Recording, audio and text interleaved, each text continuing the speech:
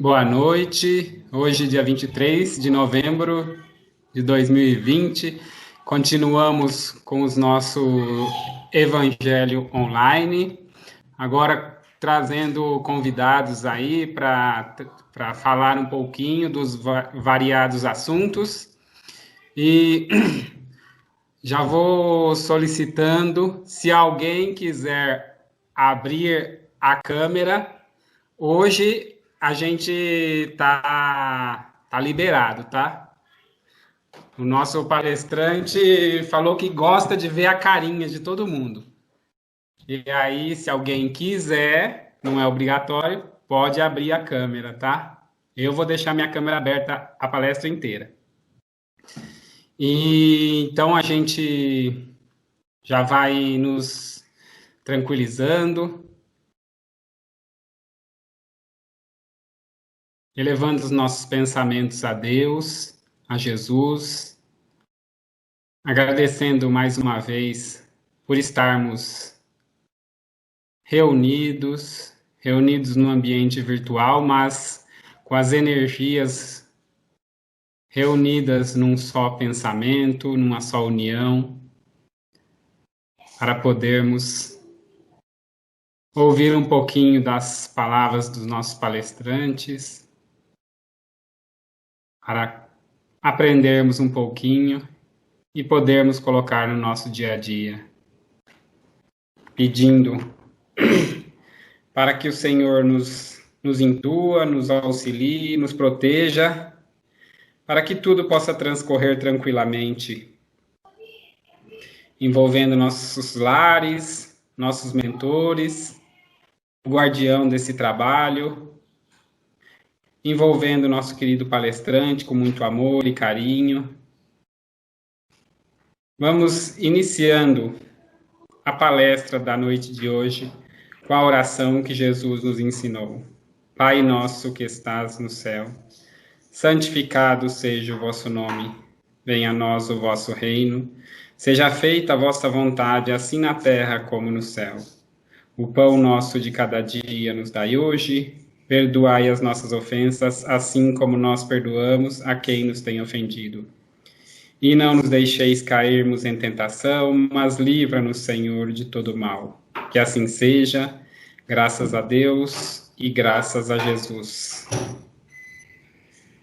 A gente fica muito contente de ter aí todos os nossos amigos e já chamo, né, o nosso querido palestrante Henrique Botaro, com 2T, e é um amigo nosso da casa, né? Muita gente já conhece ele das lives, também das cartas consoladoras, desse trabalho magnífico aí que ele vem fazendo e dos seus livros também. Então, Henrique, e no final vão haver umas perguntas e respostas. Quem tiver alguma dúvida a respeito do tema mais específico de mediunidade, no final pode abrir o áudio quando for solicitado e aí pode fazer a pergunta até diretamente para o Henrique. Então, Henrique, pode ficar à vontade aí.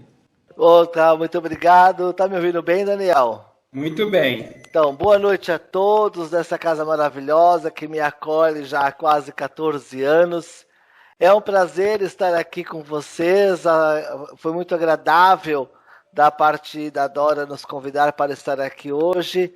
E de antemão eu costumo dizer, sempre fazemos isso, né? Sempre fazemos palestras, essas coisas, mas estar na nossa casa falando de Jesus, na casa que a gente acolheu no coração, sempre gera um nervosismo, né? Então eu estou um pouco nervoso e eu espero que vocês me compreendam se eu falhar em algum momento, né? Muito bem, e eu pedi para o Daniel quebrar os protocolos hoje e deixar a câmera um pouquinho aberta, porque eu gosto de ver as pessoas, né? Eu gosto de interagir, porque o olhar fala muita coisa, né? Então, quem quiser abrir suas câmeras, não o áudio, suas câmeras, fiquem à vontade. Quem não quiser também, sem problema nenhum, tá bom? Bem, o tema de hoje que nós escolhemos para falar é a mediunidade e seus escolhos e o papel da casa espírita. Porque, sabe, Daniel, nós temos a chance, graças a Deus, de percorrer várias casas espíritas pelas cartas consoladoras desde o norte, né, até o extremo sul do Brasil, e a gente tem visto muito essas problemáticas nas casas espíritas, né? Como os médios se comportam, passa-se as décadas e às vezes as perguntas são as mesmas, as dúvidas são as mesmas. E eu dividi em 2 blocos, né? Como eu tenho aí mais ou menos meia hora, eu dividi aí em 2 blocos, tá?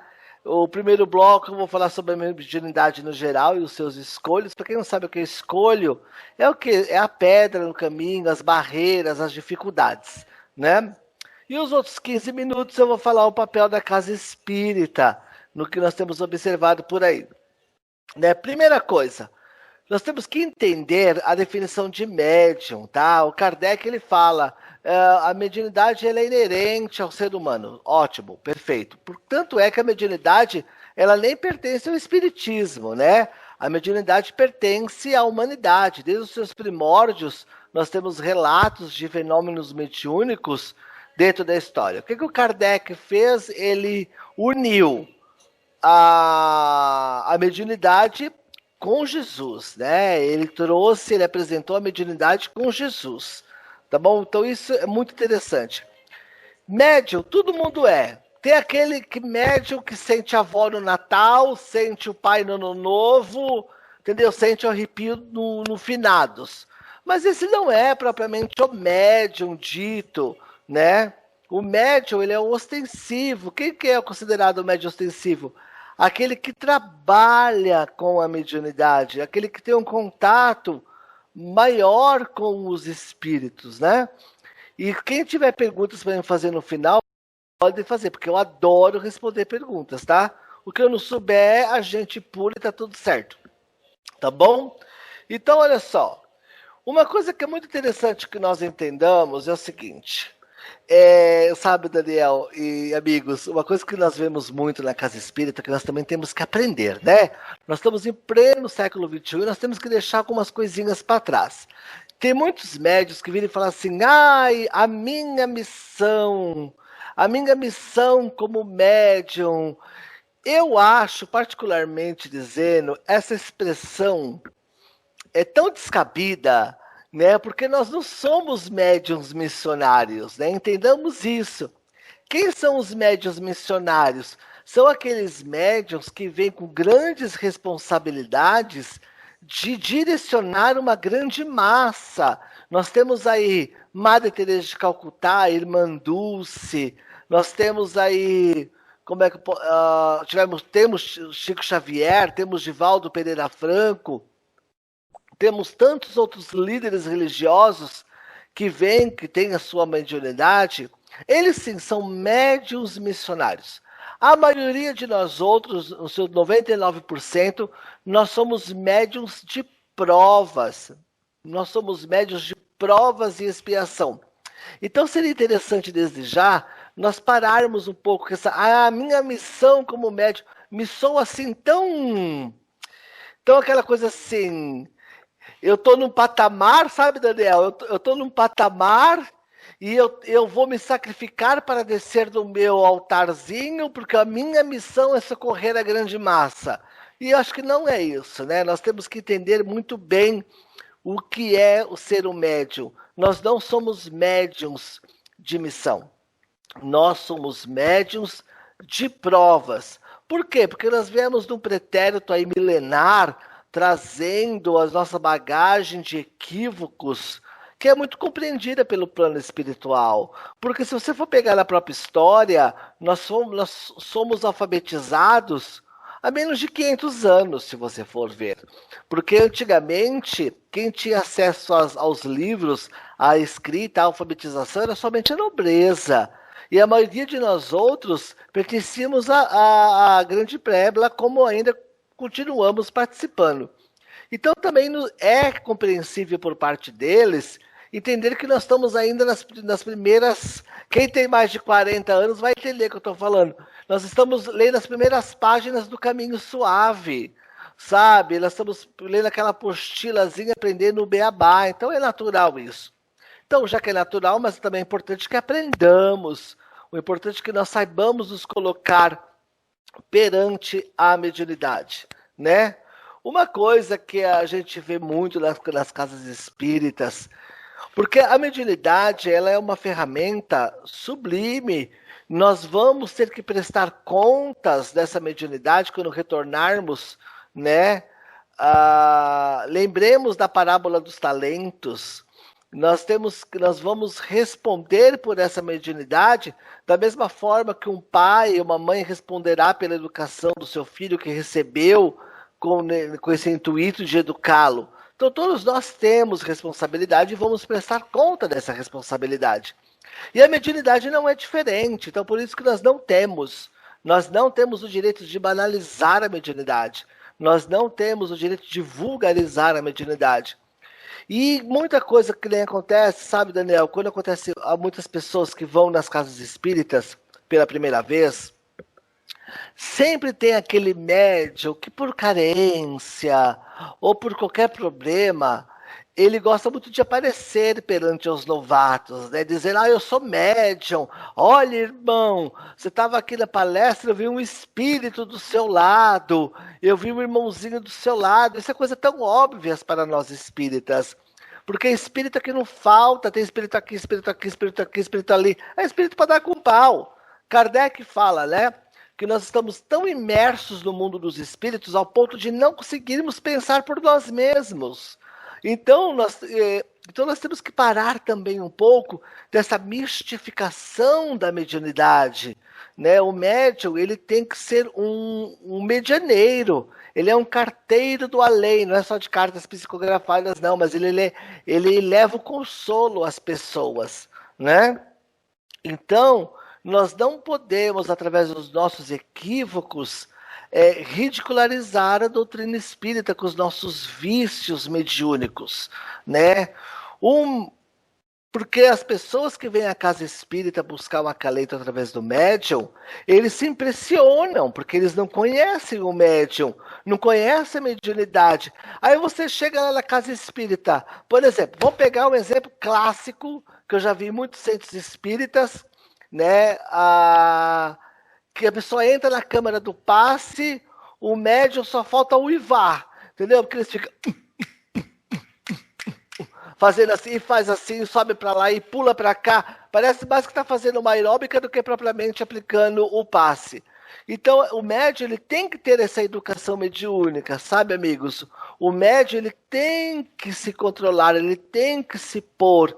Ele é representante de uma doutrina, né? Nós somos representantes de Jesus. Então, nós não podemos ter certos comportamentos numa casa espírita que vá despertar na pessoa aquela coisa assim. Por exemplo, pega lá o Daniel aplicando passe somente com a imposição de mãos e aquele outro médico que faz um barulho danado que parece que ele está tendo um ataque epilético. O que os novatos vão pensar disso? Eles vão pensar o seguinte, olha só, não quero passar com aquele ali não. Aquele ali é muito fraquinho, ele só tá com a mãozinha ali paradinha. Eu quero passar com o outro é mais forte. Né? Então nós temos essa obrigação de passar para as pessoas que não existe médium forte e médium fraco, né? Existe o bom medianeiro. E como você consegue ser um bom medianeiro? Estudando. O médium, ele tem que estudar. Ele não pode pular etapas, por quê? Para que ele não venha a sofrer quedas, né, dentro do percurso. Que ele não venha sofrer, tá, com a antecipação dos fatos, pulando o estudo. Então, o médium, ele tem que estudar antes de qualquer coisa. Conheça-te a ti mesmo. Isso está no Evangelho. Conheça-te a ti mesmo. Conheça a verdade e a verdade te libertará. Então, procure a verdade no Espiritismo. Vamos estudar, vamos aprender e vamos ser bons médiums. Por quê? Porque a mediunidade, ela não pode ser levada aos palcos. Isso pode ser interpretado de várias formas. E trazendo aqui para nós não podemos fazer da mediunidade um show mediúnico nas casas espíritas, né? E nós temos também que parar, que nós temos observado bastante nas casas espíritas, aqueles medianeiros que fazem assim, olha, numa sessão mediúnica, por exemplo, ele não admite receber o sofredor, porque só ele recebe o benfeitor da casa, só ele recebe os espíritos evoluídos. E os outros não, não pode, porque é como se fosse uma propriedade do médium, receber, só ele pode receber, vamos falar aqui, o seu Fernando, que é o nosso patrono, tá? Tal recebe o seu Fernando, só aquele médium pode receber o seu Fernando. E se outro médium recebe, duvidam dele, por exemplo, né? Ou senão aqueles médiums, não, você tem que receber só sofredor, porque esse é o seu papel. Eu não, eu já estou aqui na casa há 300 anos, eu posso receber os espíritos evoluídos. E não funciona assim, porque o médium, ele é um bisturi na mão do médico dos médicos, né? Ele abre qualquer ferida, ele sana qualquer ferida mediante da necessidade. Então o médium ele não pode se engessar só numa coisa, porque aí também, Daniel e amigos, ocorre o quê? Ele pode entrar no fator obsessão. Uma obsessão simples, mas ele pode entrar no fator de obsessão, porque ele só fica achando que ele está ali naquele patamarzinho que só os bons espíritos falam através dele. E nós sabemos que a mediunidade não é isso, né? Nós temos que ler no livro dos médiuns, o papel do médium nas comunicações, tá? Outra coisa que é interessante também, eu não sei aqui, quem é médium atuante, quem é médium estudante, quem é médium principiante, mas eu acho que vale relembrar para quem já sabe e passar a informação para quem ainda não a tem, né? Uma coisa que é extremamente importante é que numa comunicação mediúnica, nós somos coparticipantes do espírito. Ah, mas eu não lembro de nada que o espírito fala. Eu fecho os olhos, eu fico ali e não lembro de nada. Conversa fiada isso. Tá? Conversa fiada. Porque todos nós temos consciência dos nossos fatos. Você pode ter o quê? Um grau de consciência. Você pode baixar o seu nível de consciência, assim, num transe mediúnico, mas não ao ponto de você ficar totalmente inconsciente, tá? Porque você é um coparticipante. O que é ser um coparticipante? Todo fenômeno mediúnico, você vai participar dele, tá? Você pode ter maior impressão ou menor impressão sua. O que seria essa maior impressão ou menor impressão do médium na comunicação? É o fantasma que nós chamamos de animismo, né? Lembrando que o animismo não é uma palavra espírita, tá? Ela foi acoplada depois. Ela é uma palavra que o Alexander Aksakov, tá bom? Que é um grande estudioso. Ele criou essa palavra, tá? E mais tarde o espiritismo adotou. E lembremos que animismo nada mais é do que a manifestação da alma, que vem do latim e do grego, do ânima. Ânima quer dizer alma, né? Então é a manifestação da alma, é a manifestação do médium. Ah, mas isso é perigoso? Olha, eu costumo, sabe, Daniel e amigos, e Maria Rosilene, eu costumo muito dizer assim, o animismo é como se fosse um colesterol. Tem o HDL, tá? E tem o LDL, tá bom? Não me pergunte quem é qual, tá? Mas eu sei que um é bom e o outro é ruim. Então, o animismo seria isso, né? Tem o colesterol bom para o nosso corpo, tem o colesterol ruim para o nosso corpo. Mas sempre haverá um animismo na comunicação. Eu costumo dizer nas minhas aulas e nas palestras que eu tenho oportunidade, eu faço um pequeno exemplo que costuma ser o seguinte, olha só. Porque tem muitos médicos que perguntam, temem muito o animismo. Então o animismo é o grau de impressão que o médico coloca na manifestação. Então vamos dizer o seguinte, que o meu braço é o espírito, tá? O médium é minha mão. Quando o médium é inseguro, quando o médium não estuda, quando o médium não se prepara, quando o médium não se vigia, quando o médium trata com desdém a mediunidade, quando ele vai ter a manifestação mediúnica, olha só como ele imprime dele mesmo no espírito. Entende? Dá para saber quem é quem. Lembrando que no começo da prática mediúnica, 80% é animismo, 20% é do espírito. Com o passar do tempo e da segurança, o percentual tem que mudar.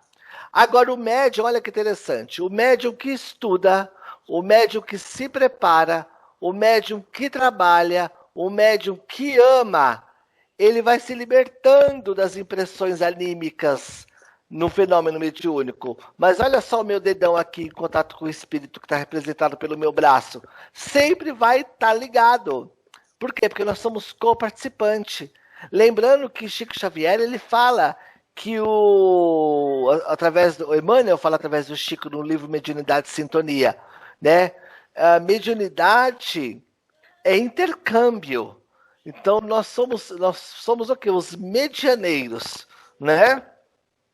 Então nós temos que... Quais são os escolhos disso tudo, gente? A vaidade, o orgulho,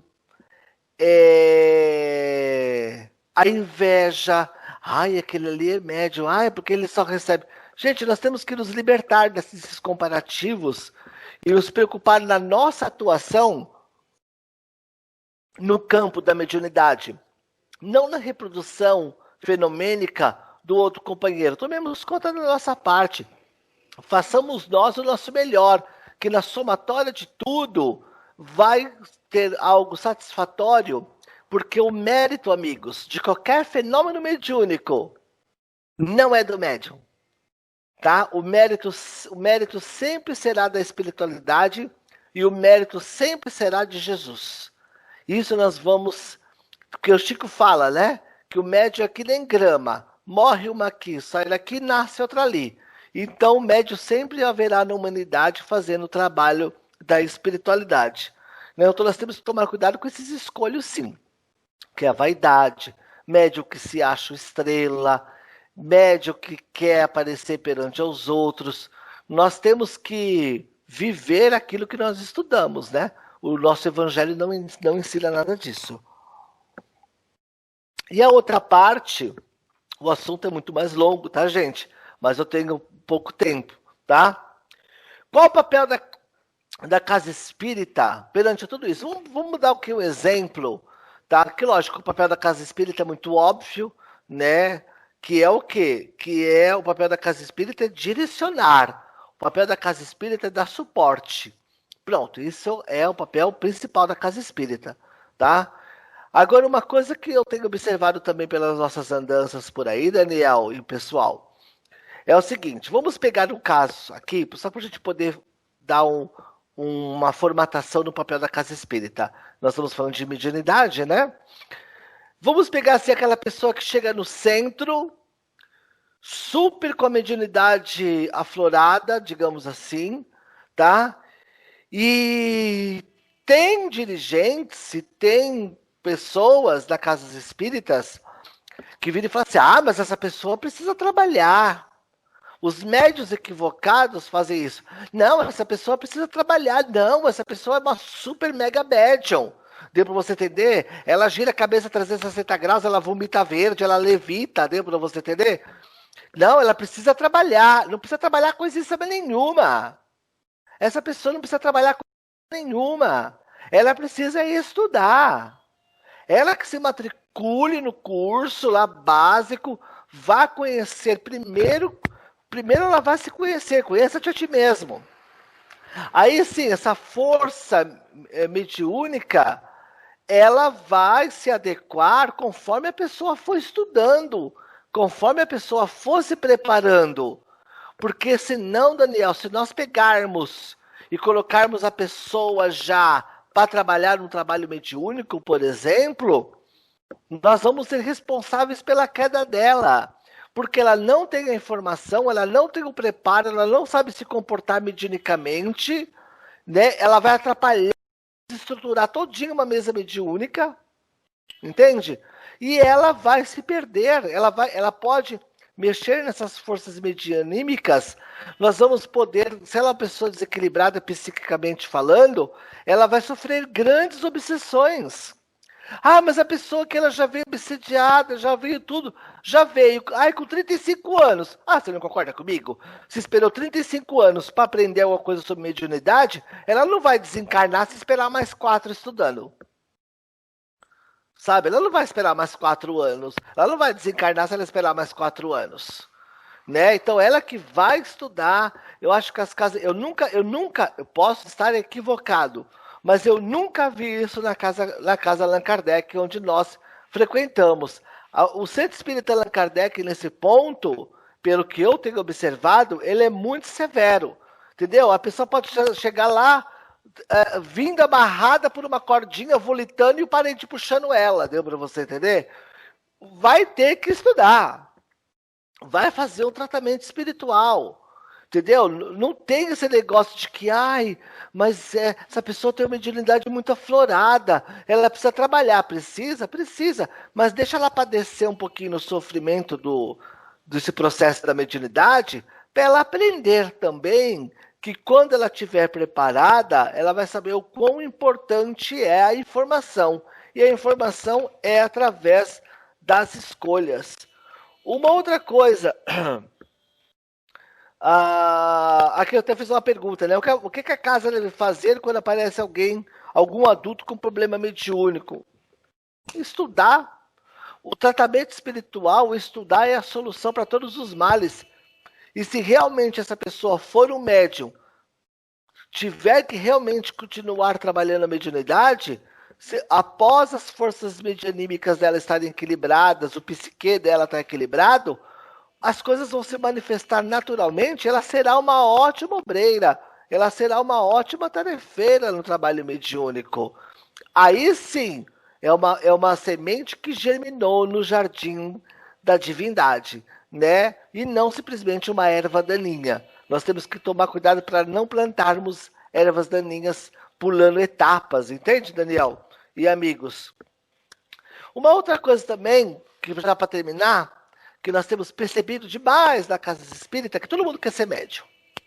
O pessoal não vai na casa espírita perguntar, gente, quem é Jesus? O pessoal vai na casa espírita e fala assim, eu tenho mediunidade? Eu vejo tanto isso. Eu tenho mediunidade? Eu sou médium? Ou vou fazer uso das palavras de Divaldo. Você sente alguma coisa? Não, não sinto. Então você não é médium. Ah, eu sinto. Então você é médium. Então vai estudar para você descobrir isso.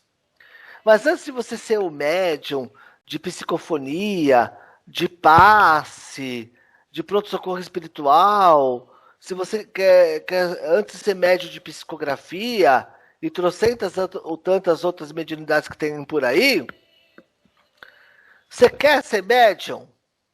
Ótimo. Até escrevi aqui, ó. Vai na casa espírita e seja médium. Médium da porta. Seja o médium do boa noite. Seja o médium do até logo. Seja médium do copinho de água fluidificada. Seja médium da vassoura, porque os médiums popstar não chega com a vassoura perto deles, porque eles não podem gastar o fluido vital limpando o centro espírita. Eles não podem gastar o fluido vital deles ajudando na casa espírita materialmente, não. Não, eles têm que ser poupados para o trabalho mediúnico deles. É um equívoco isso, né? Então, antes de seja o médium do auxílio, seja o médium da caridade, seja o médium da fraternidade, seja o médium da humildade, seja o médium do auxílio. Então, nós temos várias formas. Porque ser médium não é participar do intercâmbio? Então, deixemos que Jesus enxergue pelos nossos olhos, deixemos que Jesus fale pela nossa boca e deixemos que Jesus console pelas nossas mãos. Você estará sendo o melhor e maior médium, porque você estará deixando os bons espíritos trabalharem através de você, sem ainda ser aqueles rótulos de médium isso, médium aquilo outro, né? Então, quer se candidatar à mediunidade? Então vai para a porta no centro espírita, vai atender o povo, vai entregar um copinho d'água, vai ajudar em qualquer lugar, vai ser médium da cozinha. E aí sim, quando você começar a jornadear por várias áreas, você vai aprendendo a lidar com as pessoas. Porque o médium que não ama o elemento humano a melhor coisa que ele faça é não se tornar médium e ficar na dele. Porque se ele não ama o elemento humano, se ele não tem paciência com o elemento humano, ele quer ser médium de quê? Né? Então, eu acho que isso é muito importante. E aí sim, depois que ele ser médium do copinho, da porta, da vassoura, da cozinha, aí ele vai se preocupar com a parte fenomênica, porque a parte fenomênica é a última parte da mediunidade. A mediunidade é muito mais ampla do que simplesmente a parte fenomênica, né? E antes de terminar, digamos assim, eu gostaria de ler uma psicografia que eu recebi, que está no meu livro, que eu não vou mostrar qual é, porque senão vai ficar parecendo que é propaganda, e a minha intenção não é essa, tá? Está num livro e eu só gostaria de ler, tá? Que foi meu benfeitor que psicografou em 2016, e eu gostaria de ler. Posso ler? Posso? Então tá bom. Médiuns de Jesus. A mediunidade não aplicada da forma sábia e sadia. Desculpa, eu li errado. A mediunidade aplicada de forma sábia e sadia é a alavanca de progresso para o ser que a detém. Mediunidade sem Cristo é chamariz para a leviandade daquele que desconhece os seus mecanismos nobres. A mediunidade com Jesus é o contrário em seu efeito à segunda dita, que foi o que ele disse no segundo parágrafo. É a ponte que liga a verdade e a imortalidade, comandada pelos sábios dos sábios. A mediunidade com Cristo é recurso nobre para o refazimento moral. Prestemos bastante atenção. A mediunidade com Cristo é recurso nobre para o refazimento moral. Sinal que nós não fomos florzinha que se cheirasse. Médiuns de Jesus. Muitos são chamados, mas poucos os escolhidos. Se pretende continuar o trabalho na seara da redenção e libertação, projete-se no coração que sofre e vivencia a dor alheia. Somente assim sentirá a chama do amor de Cristo, usando-lhe para sanar e fechar feridas daqueles que sofrem. Não tema as trevas. Jamais se esqueça de que, se elas existem, é porque ainda se faz necessário, e como nada do planeta é em vão, aprenda com ela como não agir em momentos de queda peculiares a todos nós. E para terminar, Jesus sempre será o porto seguro e conta com os médiuns dele para propagar as suas verdades da vida além vida. Médiuns de Jesus, apóstolos dos tempos modernos, sigam confiantes, porque Jesus nunca deixou de confiar em vocês. Ramires. E muito obrigado a todos que nos escutaram até agora, né? E se alguém gostaria de fazer alguma pergunta, alguma coisa assim, fica à vontade. Se você tiver alguma pergunta, Daniel, também fica à vontade, tá? Ok. Alguém aí deseja fazer alguma pergunta? Pode abrir o áudio e perguntar diretamente com o Henrique. Tá? Não precisa ter vergonha não, gente. Não ter vergonha não. O Henrique é de casa. Né? Pode perguntar o que vocês quiserem. Mas também, se daqui a gente perceber que ninguém quer perguntar nada, daqui a pouco a gente também pode fazer a prece final e encerrar. Mas se alguém quiser fazer, eu estudo em tal grupo, tenho essa dúvida, aquela dúvida. Se alguém quiser fazer alguma pergunta, podem fazer. Tá? Mas se não tiver também, eu acho que não vai ter não, Daniel. O pessoal é meio tímido. Mas eles já mandaram umas perguntas para mim aqui. Então pode fazer, querido. Então vamos lá, hein? Ó. A primeira pergunta. Tem bastante, não precisa se alongar tanto na resposta, não, hein? Tá bom, querido, pode deixar. O médium, ele vem programado para essa tarefa? Olha, o médium sim, ele vem programado, não, ele perde essa responsabilidade, né? Ele perde essa responsabilidade. Como eu não posso me prolongar muito, né? ele pede sim essa responsabilidade que serve de alavanca redentora para o próprio salto espiritual dele, que é como se fosse rapidinho. Você vai num banco, você tem o seu débito, você vai num banco que é o seu credor, e ele te apresenta a sua dívida e as várias formas de pagamento. E de repente, que a mediunidade é uma forma de pagamento que eu escolhi, porque eu sei que cabe no meu bolso, é um compromisso que eu vou assumir a longo prazo e eu vou conseguir realizar. Mas pode acontecer no meio do percurso também, eu vim falhar com o meu credor. Acontece muito na mediunidade também, né? Muitos falham, né? Mas é algo sim, algo pedido pelo médium. Não é nada imposto. É respeitado o livre-arbítrio.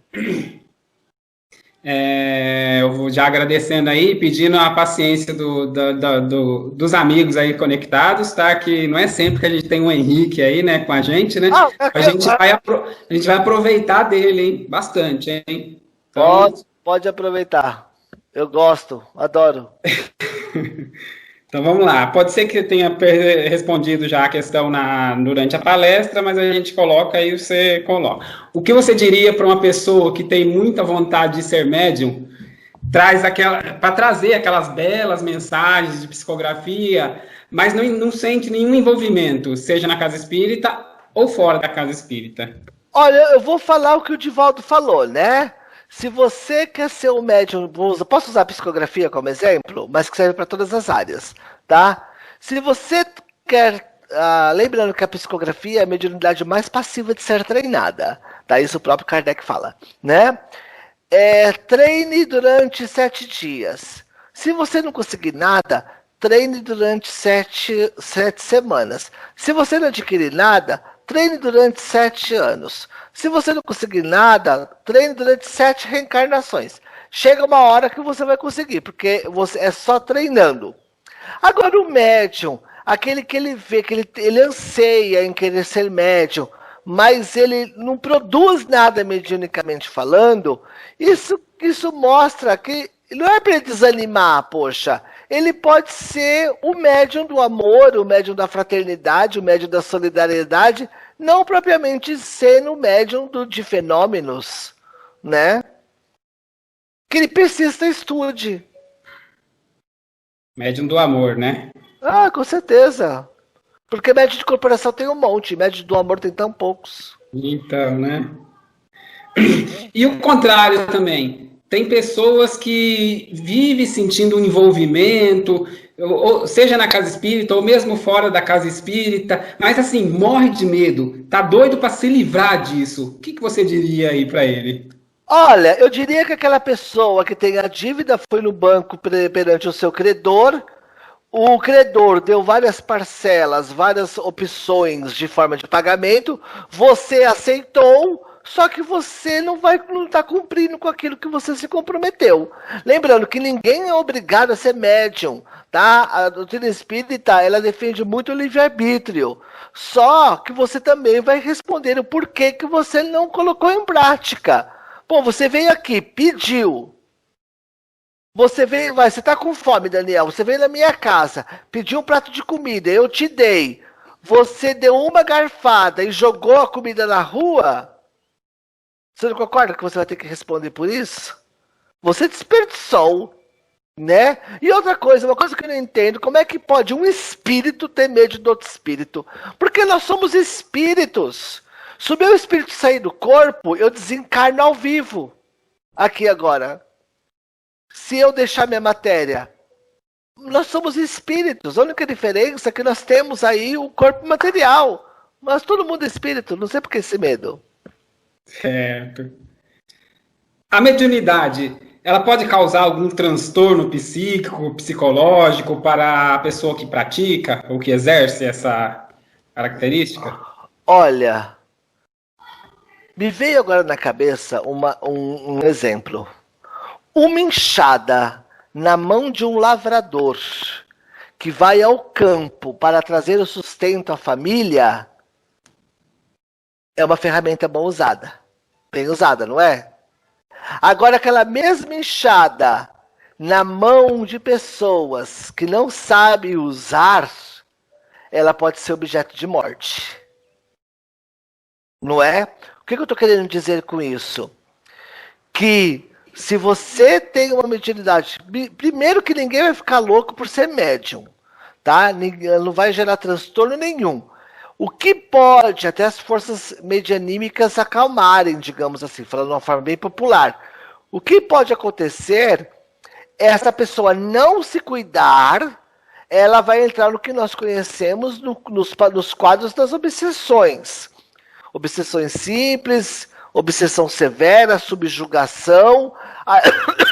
Aí sim, ela pode ter problemas psíquicos, porque de tão grave que já está impregnado também no perispírito dela e na matéria dela. Mas não que a mediunidade seja um escolho nesse ponto de vou ser louco. Pelo contrário, nos manicômios de antigamente tinha muito louco porque eles eram médios em potenciais incompreendidos. Mas não que o pão da informação tenha enlouquecido alguém. O pão da informação nunca enlouquece, ele enobrece, né? Sem dúvida. Uma perguntinha um pouco mais direta a respeito do trabalho. O trabalho, por que há necessidade nas sessões de psicografia, cartas consoladoras, por exemplo, de fazer aquela pequena conversa com a pessoa que vem para receber? Aquelas questões básicas, quem foi? Ótimo. Ótima pergunta. Ótima pergunta.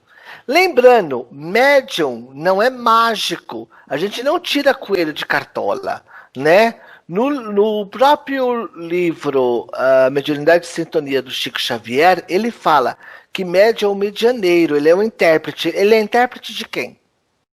Dos vivos daqui com os vivos da espiritualidade. Então ele precisa, se ele é um medianeiro, que nem, por exemplo, vou pegar a Maria Rosilene, que está bem aqui aparecendo o rostinho dela pra gente, e de um cavaleiro, bem antigo, né? De um cavaleiro que está do lado dela. Do rapaz que está do lado dela. Né? Oi, tudo bem? Então o que acontece? Vamos pegar ela, tá? Ela vai numa sessão de psicografia. Eu sou médium. Tá? Só que eu, propriamente dito, eu não conheço o ente dela. Eu não conheço o ente dela, porque quem leva o ente numa sessão de psicografia não é o médium. É o coração saudoso que tem vínculos com a pessoa, não eu. Tá? E nós fazemos... meu áudio, o meu fone, ele é wireless. Eu só vou pegar um negócio para você enquanto eu vou falando, eu quero te mostrar.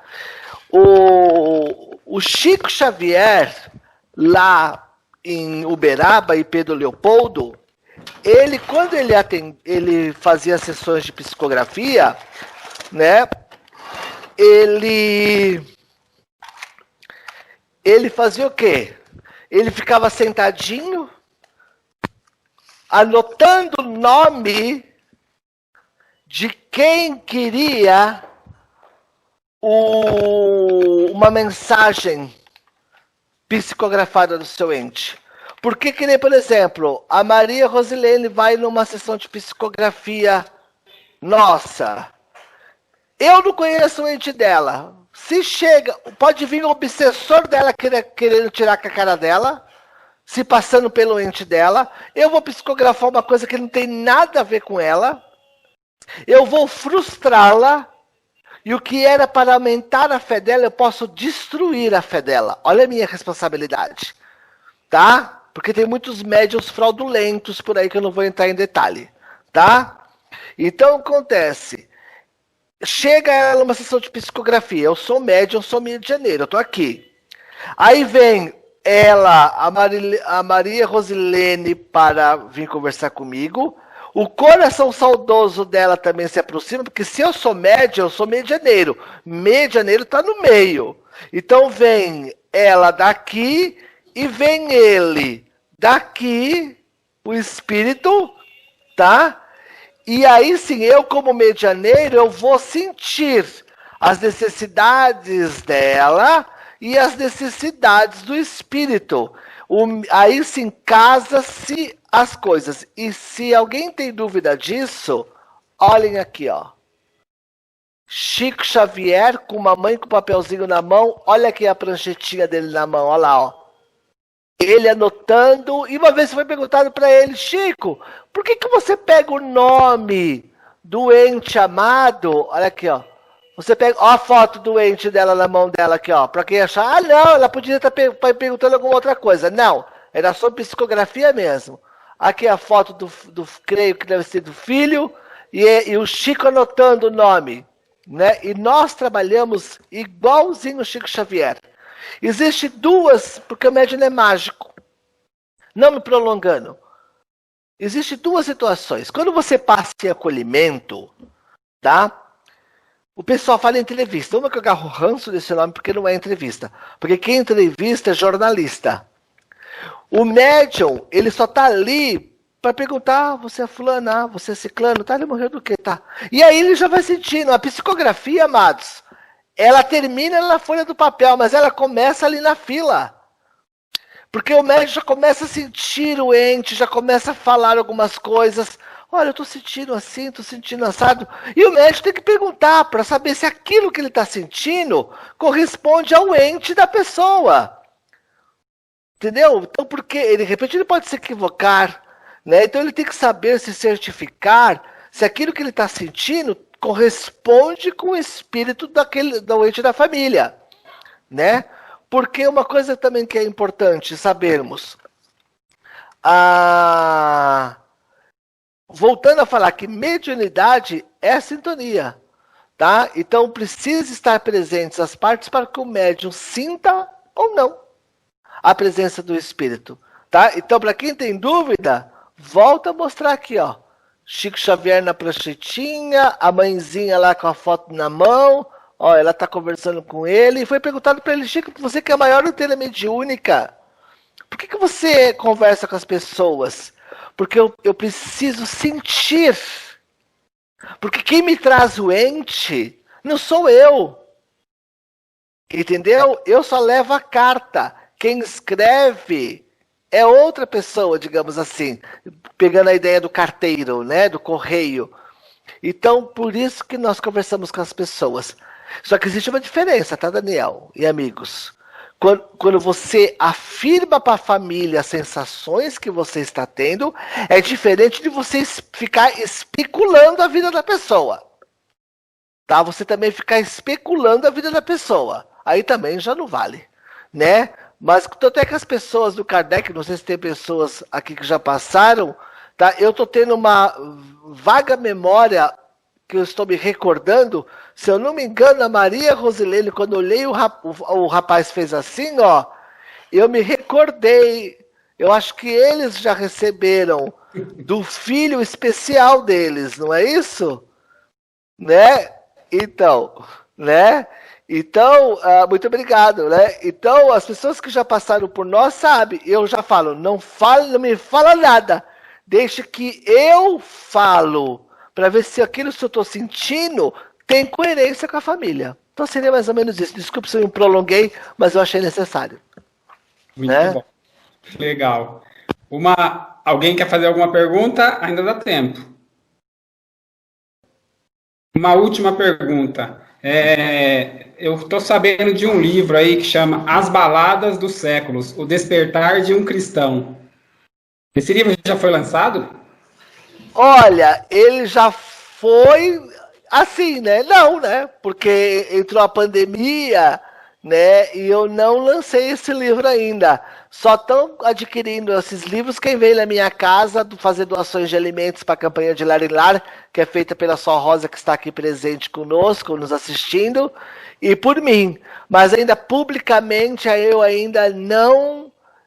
eu não lancei, mas quem quiser adquirir está. Eu não posso falar muito dele, porque como eu sou co-participante, né? Mas no geral, eu ia perguntar do que se trata o livro. Sim, ele se trata a história de um frei, né? Que é o Frei Ângelo, que psicografou o primeiro romance em 2016, Na Sombra da Imortalidade, e agora ele vem contando a própria história. O próprio nome já fala, As Badaladas dos Séculos, O Despertar de um Cristão, né? E você tem uma curiosidade nesse livro, se você queira saber, eu posso te contar, vai demorar 1 minuto. Pode contar. Só não Esse... estraga muito, porque senão a gente não, você acha que eu não vou dar spoiler. Isso, né? Não, vou falar os bastidores mediúnicos dele, né? Como é que ele foi escrito? Ele tá... Eu tenho aqui, ó. Ele foi escrito em 5... Eu fui psicografado em 5 horas, Daniel. Né? Ele foi psicografado 5 horas. É esse aqui, né? As Badaladas dos Séculos, o Despertar de um Cristão. É um livro relativamente grossinho. Ele tem suas quase 130, 140 páginas. E ele foi psicografado em 5 horas somente, né? Esse espírito chegou um dia aqui na minha casa.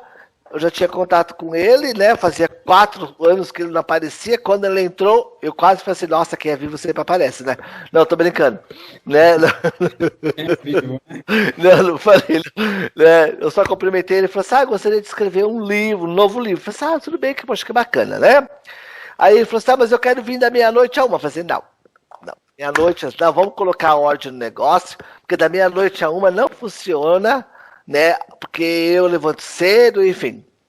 Daí eu falei assim, venha das 11 à meia-noite. Das 11 à meia-noite até que tá no horário de tolerância. Daí eu falei assim, tá bom, das 11 à meia-noite eu venho. Daí ele falou assim pra mim, toda vez que eu vier, você pode colocar pra mim cantos gregorianos para eu ouvir enquanto eu escrevo? Eu falei assim, não, colocarei, sem problemas. E esse livro, Daniel, foi escrito 5 horas. Né? Mas não foram 5 horas consecutivas, foram 5 quinta-feiras. E eu psicografava, ele chegava às 5 para as 11, quer dizer, eu me preparava lá 10 para as 11, ele chegava às 11 horas pontualmente, eu já sentia a presença dele, ele me envolvia mediunicamente, e eu escrevia, e quando eu terminava de escrever, Daniel, eu não lia. Eu não lia para não interferir mediunicamente no processo. Como é um livro, eu não lia. Aí, Dani, no final, quando ele via no outro dia, 3 minutinhos antes, eu virava a última folha que ele tinha psicografado, eu lia a última linha, só para a gente dar o start novamente. E para eu não perder a emoção do livro, que é um livro muito emocionante, mediunicamente falando, aconteceu uma coisa muito interessante. Ele me projetava telas. É como se aparecia uma televisão na minha frente, mas não é em 3D, é em 20D. 20D. Porque eu estava dentro dessa cena, eu via as cenas, tudo que ele estava escrevendo, eu via as cenas e eu ajudava ele na descritiva dos detalhes do cenário que ele me mostrava. Né? Então é muito interessante. Aí chegou na quinta-feira, ele chegou no final, acabou. Você, mas acabou assim, moço? Do nada? Acabou, é só isso e tá tudo certo.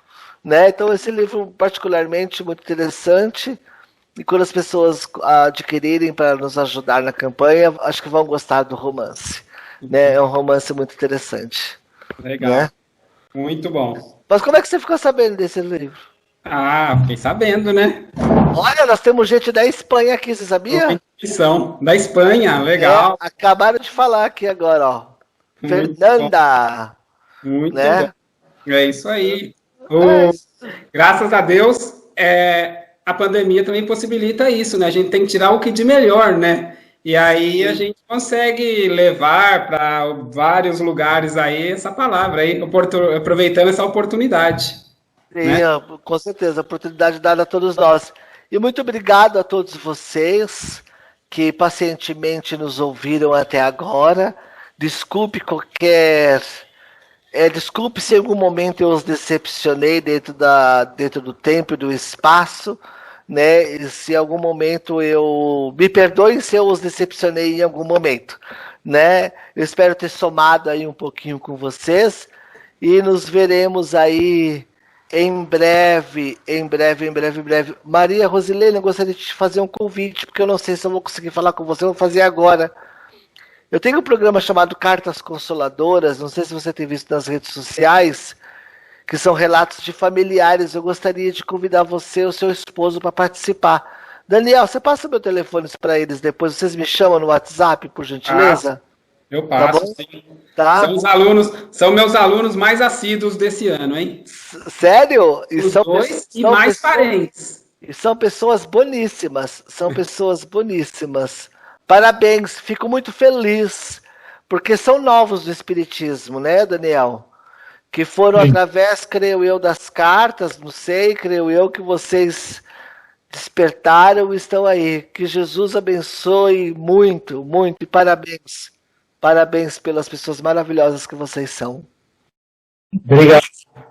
Imagina. Vai encerrar, né? Eu vou encerrar, vou me concentrar e vou fazer uma prece. Ok. Tá? Deixa eu só colocar uma musiquinha que eu quero. Dora Mendonça, grata. Ah, imagina, Dora, imagina. Obrigado a todos vocês que tiveram paciência de nos ouvir aí, né? E vamos orar para que essa paciência. Gente, tomem cuidado, pelo amor de Deus. A segunda onda está voltando. Nós não podemos ser negligentes. Nós temos que tomar bastante cuidado com isso. Nós vamos ser responsáveis por todos aqueles que nós contaminarmos pela nossa negligência, né? Não vamos adquirir mais essa conta na nossa bagagem equivocada, por gentileza. Vamos nos cuidar, né? Eu só vou tirar aqui um pouquinho para eu poder ouvir a musiquinha aqui do meu lado. Eu vou me concentrar e vamos fazer uma prece, tá? E que Jesus nos abençoe sempre, tá bom? E muito obrigado a todos vocês, tá?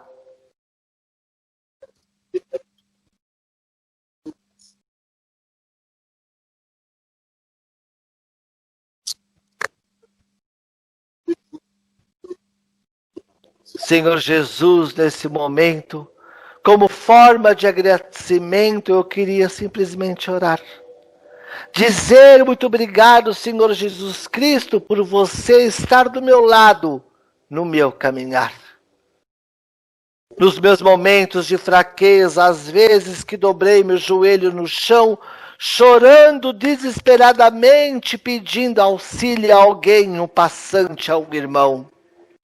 E foi, Senhor, no seu silêncio, em todos os momentos, independentemente se era noite e dia, o Senhor estava ali na minha lida, me acompanhando com devoção. Foi nos meus momentos de lamúrias, onde me via amargurado, segui o Senhor comigo, estando sempre do meu lado.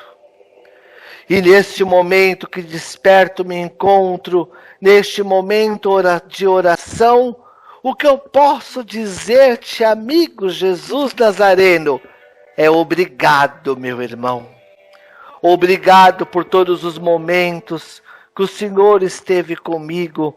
Mas eu peço, Jesus, eterno amigo, vá com seus anjos de devoção, levar a todos os lares em desesperação, o leite, a mãe com seu seio estéril, com seu pequenininho filho nos braços, chorando por algum alimento, por um grão. Te peço, Jesus amado, por todos os pais que se encontram aturdidos, à procura de um emprego, de um trocado, para trazer para a comida, para o seu lar. Para todos aqueles ludibriados pelos entorpecentes, perdidos porque eles estão descrentes do seu próprio amor. Que o Senhor possa levá-los ao momento de lucidez e possa despertá-los, que eles possam rogar aos céus e dizer muito obrigado. Senhor Jesus, eu te peço, por aqueles que escolheram ter como cobertor as estrelas, que vivem sem era e nem beira, que o Senhor possa os confortar. E assim, Jesus amado, eu te peço que o Senhor ande por todos os lares, protegendo com seu manto sagrado. E amados Mestre Jesus, eu te rogo nesse instante de oração, ande por todos os hospitais, por todas as alas, toque o moribundo, Jesus amado, cure quem o Senhor tiver que curar, mas também liberte quem o Senhor tiver que libertar. E a todos que retornam com a sua bagagem de equívocos, que também eles possam ter algo produtivo para te apresentar do mais além. E aqueles que vêm para a terra trazendo o seu compromisso, que eles não temam, porque aqui eles encontrarão amigos para ajudar a seguir adiante. E por todos os nossos amados que se encontram do outro lado, roguemos a Jesus através da oração, porque Ele é caminho, verdade e vida. Ele não nos traz a desilusão. E Jesus, por último, eu te peço, como forma de agradecimento, que ecoemos numa só voz, dizendo obrigado, Jesus amigo, que sempre esteve entre nós. Dizendo, Pai nosso que estais nos céus, santificado seja o vosso nome, venha a nós o vosso reino, seja feita a sua vontade, assim na terra como no céu. E o pão nosso de cada dia dai-nos hoje, perdoa, Senhor, as nossas dívidas, na medida que perdoamos os nossos devedores, e não nos deixes cair em tentação, mas livrai-nos de todos os males, que assim seja.